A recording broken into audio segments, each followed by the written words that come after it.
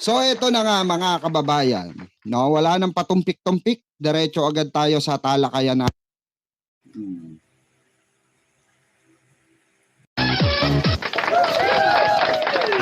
Mainit-init na balita nga ang pinag-uusapan ngayon, mga kababayan ko. Ito pong paglipat na nga. Kumpirmado na nga po mga kababayan.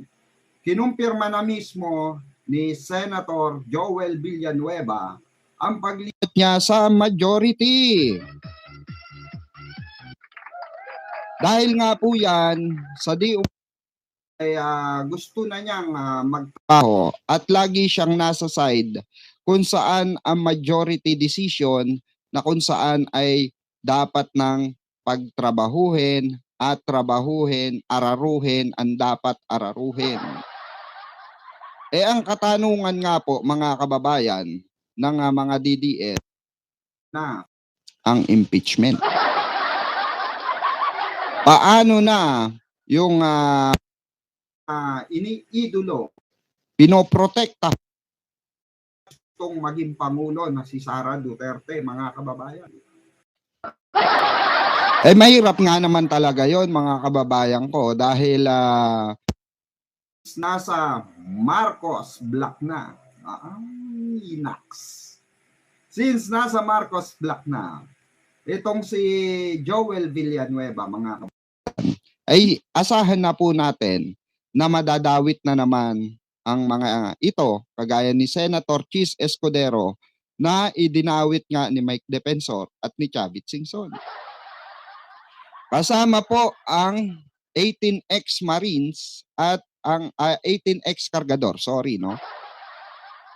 kasama po itong bago di umanong pasabog ni Mike Defensor sa kanyang forum kahapon. Napakatindi Napakatindi ng mga balasubas talaga sa lipunan. Well, wala naman na tayong magagawa dyan. Kung yan ang gusto nilang gawin, may pananagutan naman po sa batas yan. Diba? May pananagutan sa batas yan at yan po ay kanilang pagdudusahan sa takdang panahon, mga kababayan ko. Dahil ang balita nga natin, sinama nga sa issue ng maleta. Dahil lumipat nga po si Senator Chis at tinawag ng mga DDS na naandoon sa forum na yon kahapon na Judas. Hindi ba pwedeng paglipat ni Senator Chis at Senator Joel Villanueva ay para sa taong bayan at kapakanan ng taong bayan? Hindi ba pwede muna yon mga kababayan ko? Diba? At meron agad silang konklusyon na Judas. Diba? Well, tayo naman mga kababayan na maluwag nung sila ang naging majority. Tama ba mga kababayan ko? Diba? Kaya nga po, ayan, shoutout po sa natin dyan, commentator. Pwede po kayong mag-comment ng inyong saloobin, mga kababayan, para po inyong maunawaan itong pinag-uusapan natin at masagot natin ang inyong mga katanungan, mga kababayan ko. Okay?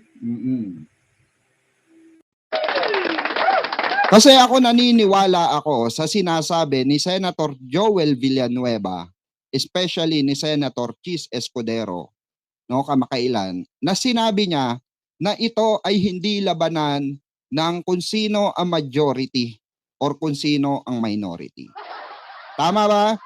Ako po, ang paniniwala ko kasi pagdating po sa Senado, meron po silang pananagutan sa sambayan ng Pilipino, especially ang pagpasa ng mga ng mga batas na kailangan na matamasa or maramdaman ng mga Pilipino, mga kababayan ko. Dahil nga po yan sa mga batas na napending nitong mga nagdaang araw, itong nagdaang linggo. Dahil sa Dahil sa kagagawan at katarantaduhan ng isang kulangot na senador. Sino po ba itong senador na ito, mga kababayan, na tinutukoy natin? Eto nga po yung kulangot na si Cayetano, mga kababayan ko. Na walang pinagkatandaan, 'di ba? Kaya ultimo ang pamilya niya, siya po ay sinusuka na. Dahil sa kaganid sa kapangyarihan. Oo, 'di ba? Naalala ko tuloy yung kaibigan kong bakla. Meron kasi kung kaibigan, share ko lang mga kababayan. Pero hindi naman natin sinasabing bakla si Senator Cayetano. Ano? Baka ma-offend ka, Senator Cayetano. Ano? Hindi ko sinasabing bakla ka. Naalala ko lamang yung aking kaibigang bakla. Na ano po, na siya ay, eto kasing kaibigan kong bakla, mga kababayan, may attitude. Ang gusto niya sa grupo ng mga kabaklaan nila, ng mga kaibigan niyang bakla, na kaibigan din namin, ay siya ang mamuno at ang siya masusunod palagi. Sa makatuwid, mga kababayan, every time may outing, pabida-bida, Jollibee. Jollibee, ang hirap kasi pag Jollibee ka eh. Diba? Masyado kang bida-bida. Diba, mga kababayan?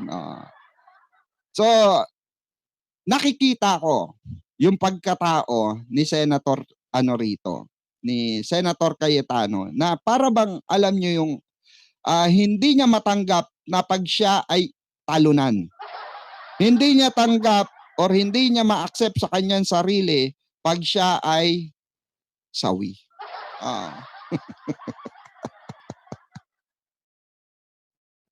Diba, mga kababayan, rito lamang po tayo rito, mga kababayan. Dahil nga sa hindi maipaliwanag, no, na konklusyon ng minority ngayon kung bakit tahimik sila at walang kibo sa kabila ng paglipat ni Senator Joel Villanueva at ng mga susunod pa, maging si Senator Chis Escudero, mga kababayan.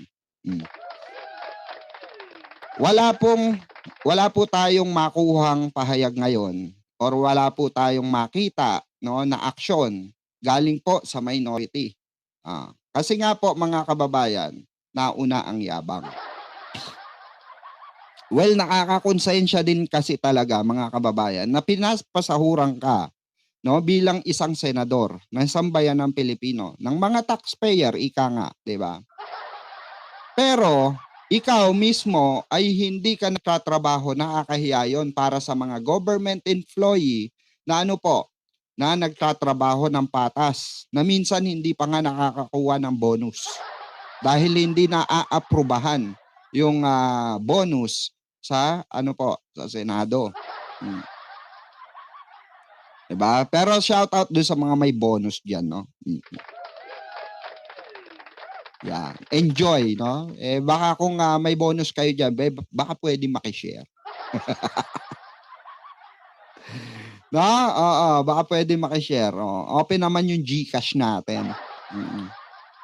Sana all na lang may bonus, ano? Well, anyway, mga kababayan, nagbigay nga po ng kaunting pahayag si Senator Joel Villanueva kung saan eto po ang kanyang dahilan, mga kababayan ko. No? Maganda ang kanyang dahilan. Napakaganda po ng kanyang dahilan. Sapagkat dito po, mga kababayan, dito po natin makikita ang isang klase ng tao or isang klase ng senador na handang magsilbi sa bayan at iwanan, kainin ang kanyang pride, sariling pride, 'di ba? Para magsilbi at magtrabaho para sa sambayan ng Pilipino. Kaya kudos, no? Kudos sa ating mga senador na naka-realize na kailangan na nilang magtrabaho, mga kababayan. 'Di ba? At yan naman po ay appreciated ng ating mahal na Pangulo, no? Na si PBBM. Dahil nga po, marami na naaapektuhan so far na na mga kababayan natin na kailangan nila no? Kailangan nila yung serbisyo ng Senado upang maipasa yung benepisyo para sa sambayan ng Pilipino, especially yung sinasabi nga ni Senator Erwin nung isang araw sa kanyang interview na kailangan na nga pong maipasa ito pong ano to, yun sa patients, no? Sa patient po sa mga ospital na hindi na pwedeng magkulong ng pasyente, 'di ba, mga kababayan? Oh. Kasi kinukulong nyo eh. So bawal na po 'yan. So, nagkaroon nga po ng special session at dumating nga po si Senator Joel Villanueva. Palakpakan naman natin, mga kababayan. Palakpakan po natin dahil ibang klase, pinabilib ako nitong mga taong ito, itong mga senador na ito. Naiisang tabi muna ang politika para sa taong bayan, which is, that's very good decision. That's the right decision. Diba? Oh. Kasi ang Senado ay hindi kailangan po haluan ng politika yan. Sa totoo lang, hindi po talaga kailangan anuhan ng politika yan, salinan, dahil nga po dito makikita kung ang mga inihalal natin na senador ay pampolitika lamang or panserbisyon tunay. Diba? Oh. Hayaan nyo na si Amy, walang kwenta po talaga yan. Hayaan nyo na po eto si Bongo, medyo nahihilot ata ni Senator Joel. Ang balita natin, mga kababayan, konting kembot na lang.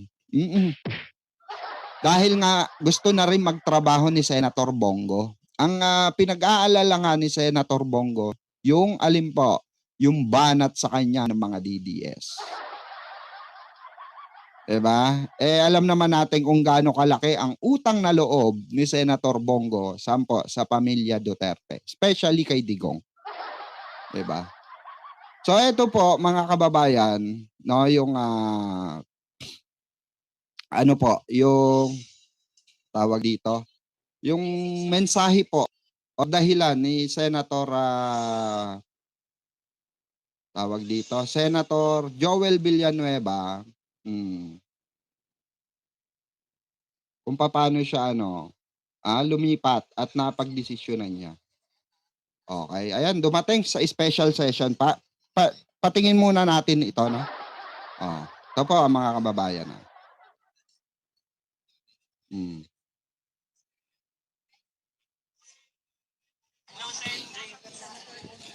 Ayan Sir, good morning, sir. Good morning. So nakikita natin na iyak ka ba tinakbayan siya ng ilang mga miyembro ng tagabayan? Kita ba?